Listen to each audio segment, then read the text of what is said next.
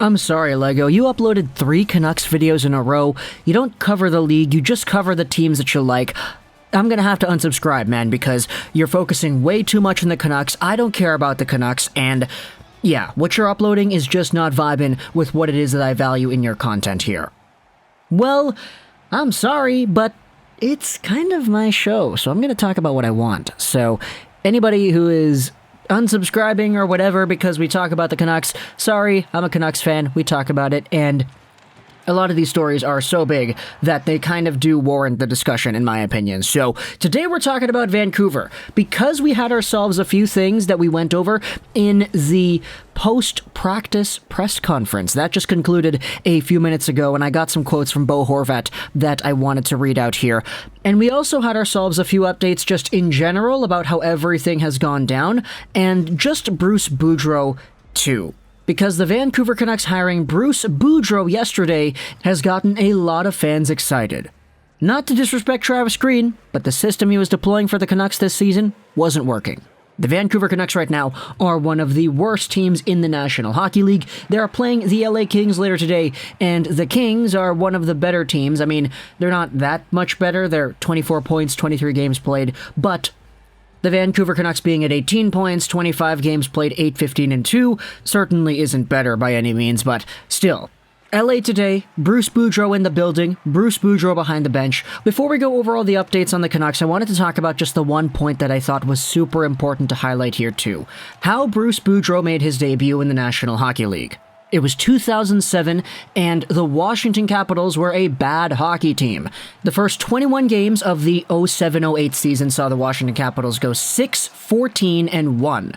Let's just go over to the Wikipedia part and let it read out. Boudreau was named interim head coach of the Washington Capitals on November 22nd, 2007, and he was later named their permanent coach on December 26th, so a month later. He compiled a 37-17-7 rookie coaching record with a team that was 6-14-1 when he inherited it. Under Boudreau's leadership, the 08 Capitals won their first Southeast Division title in 7 years, and they made the playoffs for the first time in 5 years. He also won the Jack Adams Award in that season as well. So, when Vancouver hired Bruce Boudreau, this team was, let's take a look at the number once again, 8-15-2. The Capitals in 07, when they hired Boudreau, 6-14-1. I said yesterday, man, Bruce Boudreau, a coach, whatever it is, this team is not going to start winning games over and over and over again now because we have a coach. But it is kind of interesting to point out that there was indeed one historical moment in 07-08 where the entire opposite happened with this coach. 14 years in the league, 10 playoff appearances.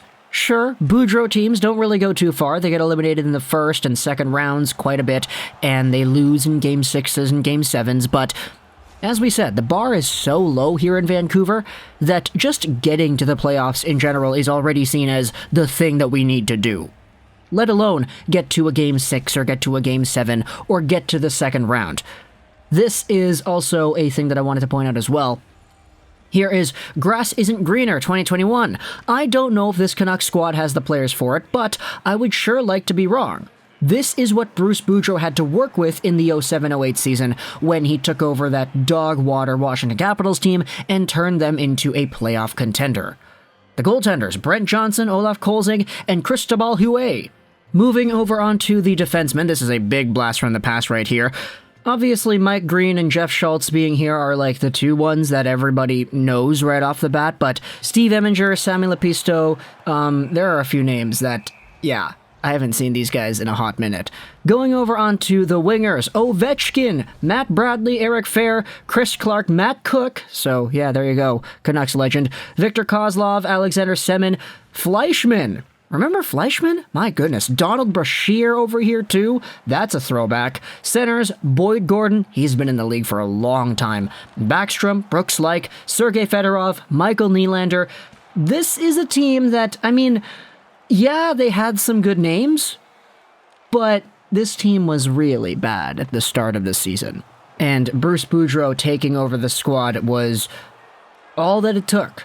to push them into a playoff spot, be first in the division, and actually make the dance. Ovechkin was also an absolute monster in that season, putting up a total of 112 points and 65 goals. Now, to be fair for Ovechkin, he was scoring a lot even before Boudreau came in, but still, the team got a lot better afterwards, and now you have yourselves a situation where 14 years later, he is trying to pull off the same kind of magic with the Vancouver Canucks.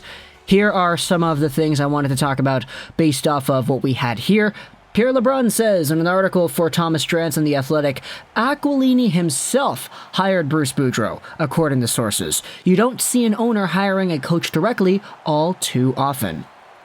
Today, we had ourselves the first practice when Boudreau was on the ice. Not sure who was smiling more out here during morning skate, Coach Bruce Boudreau or the players he is engaged with.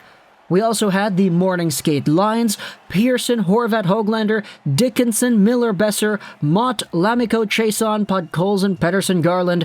I get it, a lot of people are going to have the magic of a new coach immediately wear away when you look at the lines and you realize, oh, like, it's just the same team, like everybody's just here. But you know, there is going to be a difference. Against LA tonight, I'm going to be looking forward to seeing how this team breaks out first and foremost, how this team plays its star players, and how this team forces offense in the O-zone.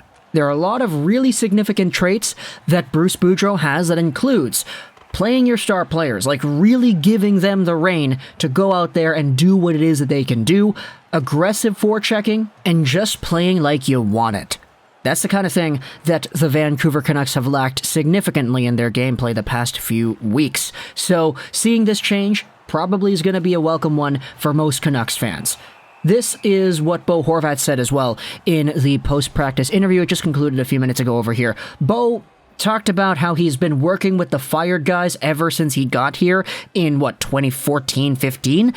So Baumgartner, Benning, Weissbrod, obviously Green came on a bit later because we had Tortorella and Desjardins, but Bo Horvat has been here with a lot of these guys for a long time, so it certainly was impactful to him seeing everybody get fired and relieved of their duties. But Bo also talked about how Bruce comes in with a lot of positive energy, and that Boudreau also had a few new ideas for this team to go out there and improve.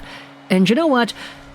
I'm excited. Like, that small quote was enough for me to go out there and say, yep, like, I'm in. Whatever happens now, I don't really care. If they lose, Shane Wright, got it. If they win, we have something to cheer about at the very least. And there is more to be hopeful for than not into the next few seasons now that Benning and Green are gone. But either way, a few new ideas to try to improve this club right off the bat. First day on the job. I like it, Bruce Boudreau. Bo also said that in practice there was a different mood. The team needed a spark, and Bruce Boudreau brings the team new life.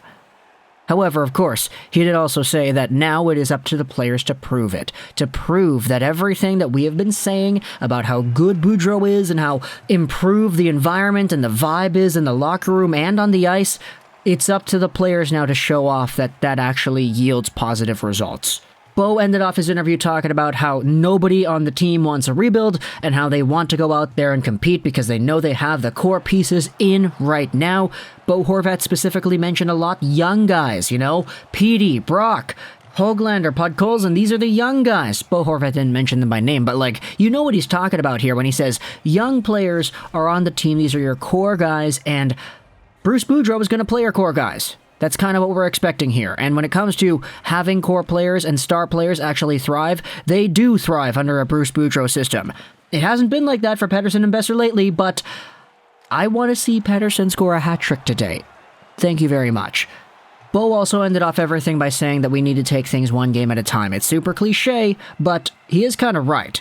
The Washington Capitals in 07-08 did not go 37-17-7 just by looking at the big picture. They took things a game at a time. They did not look in the rearview mirror and said, okay, we went 6-14 and whatever it was in the first however many games of the year. We need to start winning, and it's only going to happen step by step. So that's kind of it, eh? It's kind of funny how there's so much to talk about with the Vancouver Canucks, and we've been making videos about it the entire time. So yeah, fourth Canuck video out of 5 in the previous few hours, I guess. So If anybody unsubscribes, I apologize, but talk to me in the comments. What do you think about the Canucks and everything we have talked about here? Bruce Boudreau and the impact he could have on this team. I hope you enjoyed this Rosén 99, and bye.